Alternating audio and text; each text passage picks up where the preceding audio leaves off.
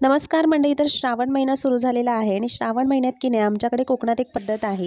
कोणत्याही मंगळवारी किंवा शुक्रवारी की नाही लहान मुलींना बोलवतात आणि त्यांचा मान म्हणून त्यांची ओटी वगैरे भरली जाते. तर या ओटीमध्ये की नाही ज्वारीच्या लाह्या, गूळ, खोबरं, शेंगदाणे, फुटाणे वगैरे भरून की नाही त्यांची ओटी अशी भरली जाते आणि त्यांना मान दिला जातो. तर त्याच्यासाठी मी आज लाह्या घरी बनवत होती, तर म्हटलं त्याचा व्हिडिओ तुमच्याबरोबर शेअर करायचा.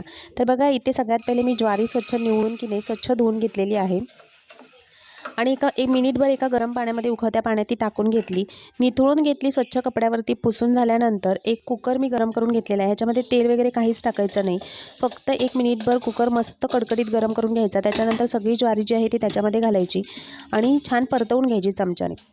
त्याच्यावरती जे झाकण आपण ठेवणार आहोत की नाही ते पालतसं ठेवायचं, अलगद ठेवायचं, म्हणजे उघडं पण राहता कामा नये आणि गच्च रब्बरने लावायचं पण नाही आपल्याला. मस्त अशी ज्वारी आपली फुटून निघते आणि मस्त लाह्यासुद्धा तयार होतात. नक्की ट्राय करून बघा.